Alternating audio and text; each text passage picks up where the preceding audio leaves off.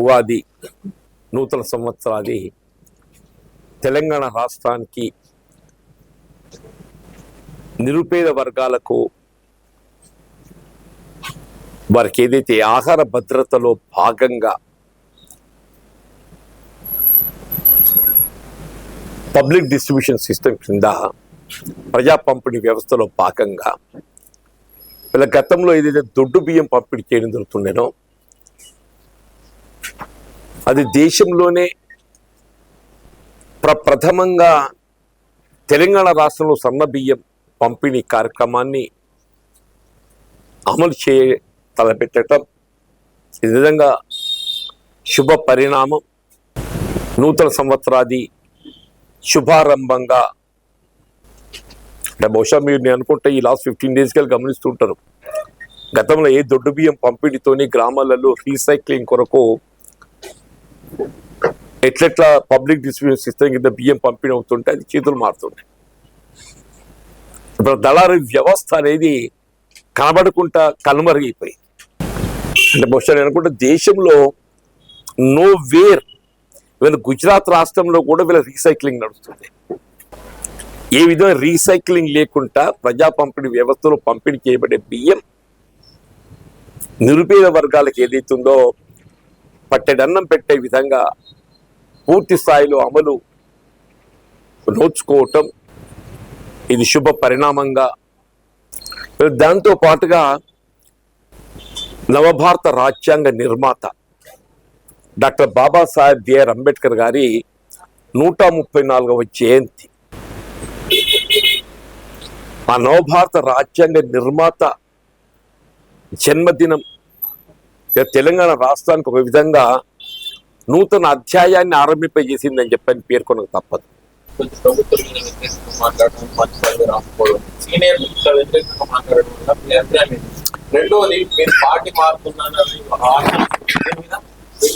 ఇప్పుడు ఒకటి బాబు, రాజగోపాల్ రెడ్డి గారు కానీ ప్రేమ్ సాగర్ రావు గారే కానీ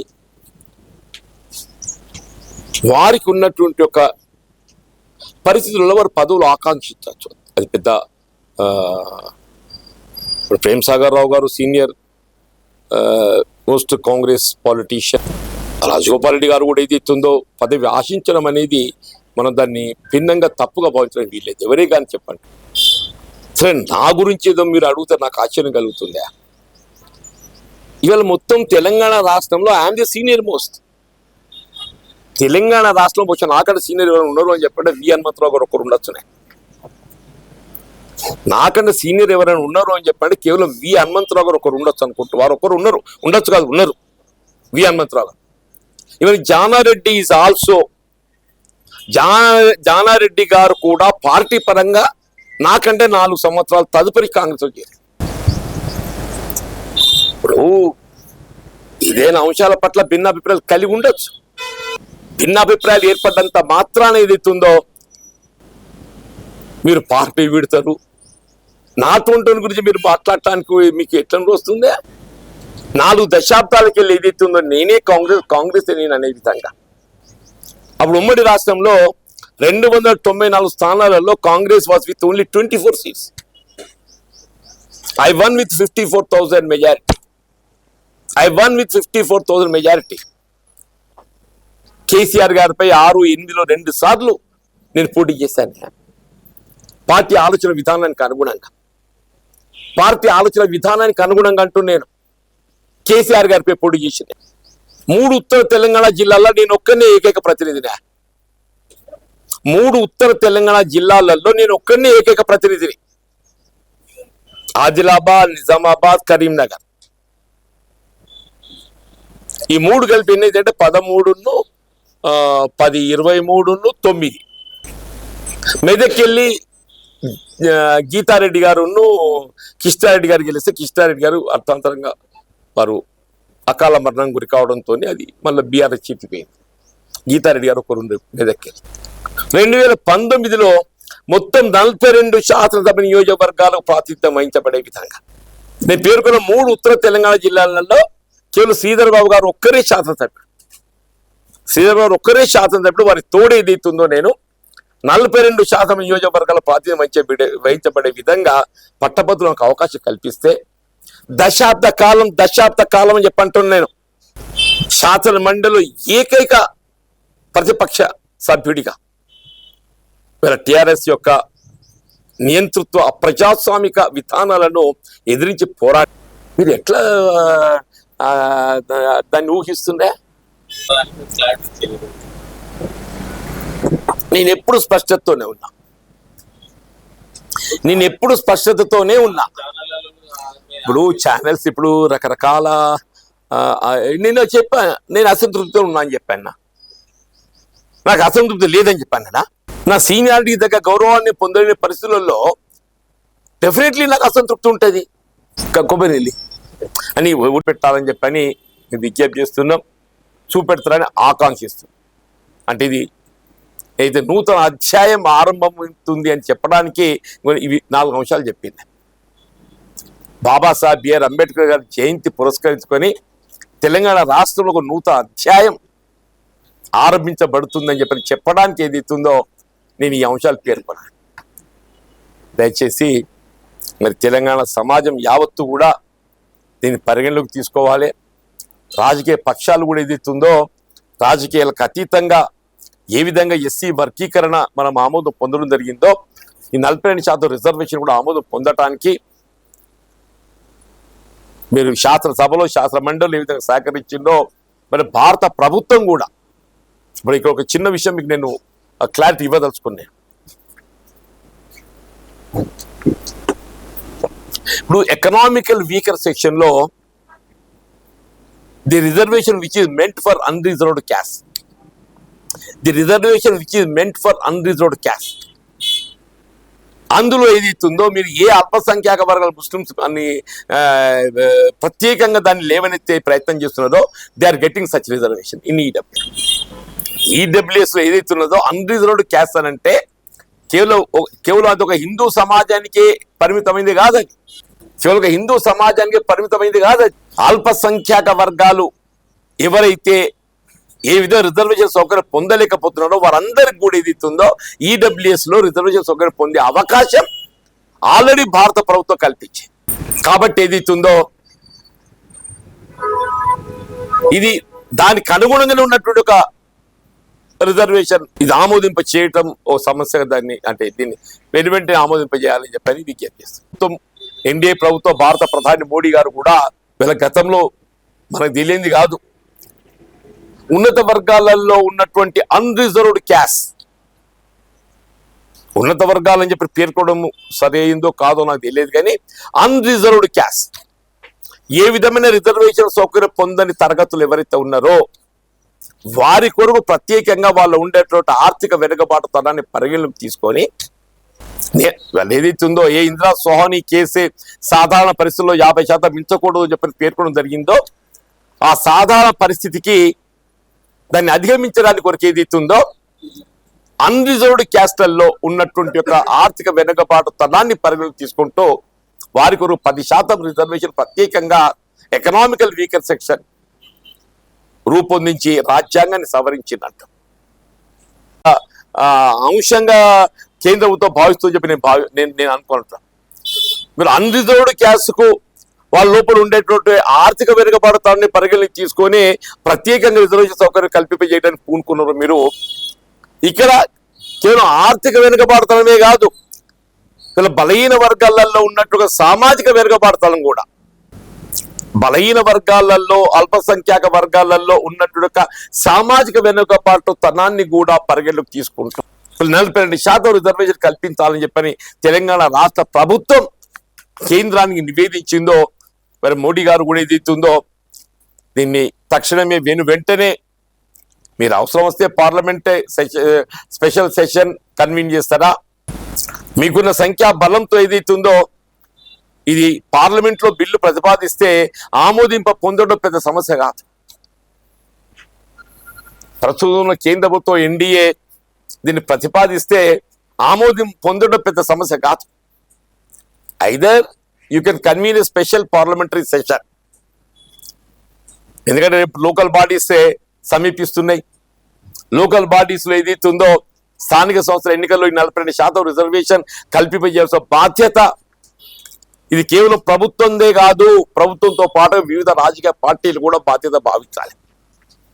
ప్రభుత్వంతో పాటుగా వివిధ రాజకీయ పక్షాలు కూడా బాధ్యతగా భావించాలని చెప్పంటారు.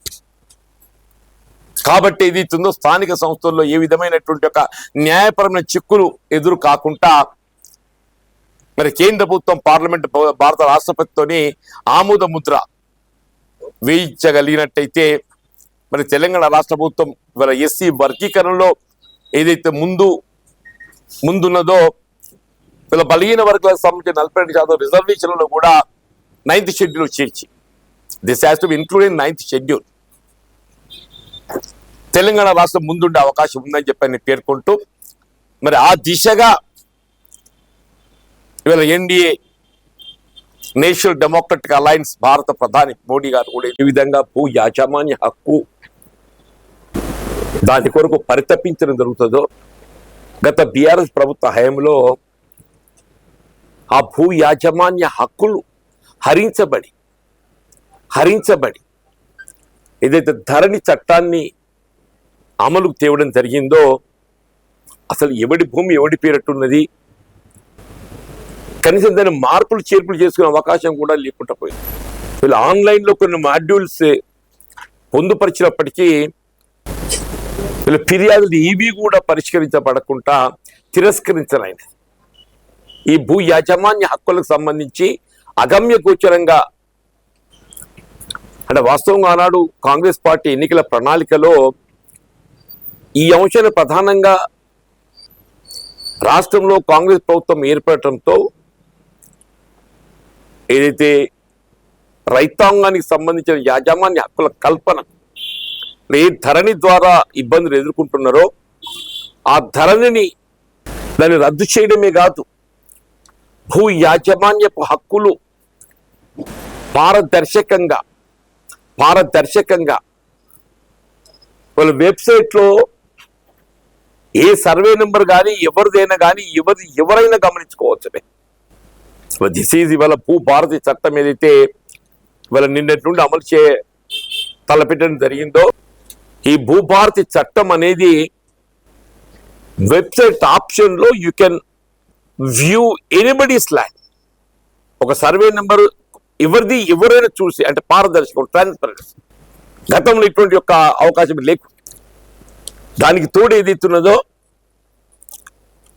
ఏవైతే గతంలో ధరణిలో మనం ఎదుర్కొంటున్నటువంటి ఒక సమస్యలు ఆ సమస్యల పరిష్కారం మనం పొందలేకపోయినామో ఆ సమస్యల పరిష్కారం ఏదైతున్నదో అపీల్, ఆ సమస్యల పరిష్కారం ఏదైతుందో అపీల్. రెవెన్యూ వ్యవస్థ మండల లెవెల్లో తహసీల్దార్తో ఆరంభమైతే తహసీల్దార్ ఉత్తర్వులపై ఆర్డీఓకి అపీల్, ఆర్డీఓ ఉత్తర్వులతో మనం న్యాయం పొందలేకుంటే you can go appeal to the collector తదుపరి రెవెన్యూ ట్రిబ్యునల్,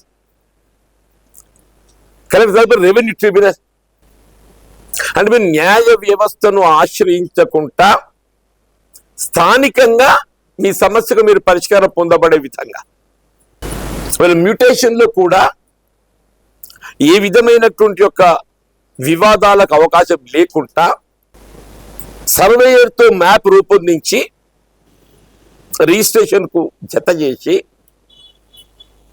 మనం దాన్ని మ్యూటేషన్ మార్పిడి చేసుకునే అవకాశం, అంటే బౌండరీ డిస్ప్యూట్స్ తలెత్తకుండా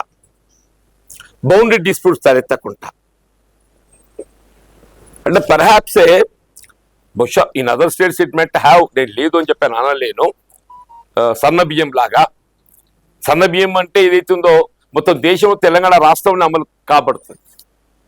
అంటే రెవెన్యూ యాక్ట్ ఇంకా మరి ఇతర రాష్ట్రాల కర్ణాటక లాంటి రాష్ట్రాల్లో ఈవెన్ ఆంధ్ర రాష్ట్రం కూడా అప్పుడు వైఎస్ జగన్మోహన్ రెడ్డి ఏదైతున్నదో టు బి ఫ్రాంక్ ఈ రెవెన్యూ యాక్ట్ దాన్ని సమగ్రంగా దాన్ని సమీక్షించి పరిశీలించి నూతన చట్టాలు రూపొందింపజేసారు ఆయన కూడా. వివాదాలు తలెత్తకుండా ఇవాళ తెలంగాణ రాష్ట్రంలో ఏదైతుందో గతంలో తలెత్తినటువంటి ఒక వివాదాలన్నింటినీ రూపుమాపి రైతాంగానికి ఏదైతుందో ఒక ఆత్మ బంధువులాగా ఈ భూభారత చట్టాన్ని నేను అంబేద్కర్ జయంతి పురస్కరించుకొని అందుకే నేను తెలంగాణ రాష్ట్రం ఒక నూతన అధ్యాయం ఆరంభమైందని చెప్పండి. దీనికి తోడు వల్ల గత ప్రభుత్వము మరి అదేంటో కానీ అసలు గ్రామ స్థాయిలో అడ్మినిస్ట్రేషన్, ప్రభుత్వం అంటేనే రెవెన్యూ, గ్రామ స్థాయిలో ప్రభుత్వం అంటే రెవెన్యూ. ఎవరికి ఆపద వచ్చినా కానీ ఇలా ప్రకృతి వైపరీత్యాలు, అగ్ని ప్రమాదాలు, సాధారణ ప్రమాదాలు, ఎవరికి ఏమొచ్చినా ముందు మనకు కనబడేది ఏది? రెవెన్యూ వ్యవస్థ. మరి ఆయనకి ఏం కోపం ఏందో కానీ రెవెన్యూ వ్యవస్థ పూర్తిగా రూపుమాపిండే, కనుమరుగు చేసేసి గ్రామ స్థాయిలో రెవెన్యూ వ్యవస్థ కనుమరుగు చేసేసి అటువంటి యొక్క రెవెన్యూ వ్యవస్థ గ్రామ అధికారి, రెవెన్యూ అధికారి తిరిగి పునః ప్రారంభింప చేయటం అంటే ఎవరి సమస్యలకు ఏదైతే ఉందో మన పరిష్కారం అక్కడ ఆరంభమవుతుంది. సమస్యల పరిష్కారము మనకు అక్కడ గైడెన్స్ లభిస్తుంది. ఆ కార్యక్రమాన్ని కూడా ఇవాళ ఈ బాబాసాహెబ్ బిఆర్ అంబేద్కర్ గారి జయంతి పురస్కరించుకొని నిన్నటి రోజు దాన్ని కూడా ఆరోపింపజేశారు. అందుకే నూతన అధ్యాయం అని చెప్పి పేర్కొంటారు. ఇవాళ దళితుల్లో ఉన్నటువంటి ఒక సామాజిక వెనుకబడతనాన్ని ఏ బాబాసాహెబ్ బిఆర్ అంబేద్కర్ గారు ఏదైతుందో రిజర్వేషన్ అనేది ఒక హక్కుగా కల్పించారు. కానీ హక్కు పొందడంలో ఏదైతే సమస్యలు తలెత్తుతుండేనో, ఆశించిన ఫలాలు పొందలేక కొద్దిమంది ఇవాళ మా హక్కు పొందలేకపోతున్న ఒక భావన కలిగిందో దాన్ని తొలగింపజేసే విధంగా సుప్రీంకోర్టు ఉత్తర్వులకు అనుగుణంగా తెలంగాణ రాష్ట్రం దళితుల్లో ఎస్సీ వర్గీకరణ సుప్రీంకోర్టు ఉత్తర్వుల తదుపరి ఎస్సీ వర్గీకరణ ప్రథమంగా అమలు తలపెట్టి దానికి సంబంధిత ఉత్తర్వులు జారీ చేసింది ఇవాళ నిన్న బాబాసాహెబ్ బిఆర్ అంబేద్కర్ గారి జన్మదినాన్ని పురస్కరించుకొని ఇవాళ తెలంగాణ రాష్ట్రం అని చెప్పండి. పూర్తి టైం ఉండేది.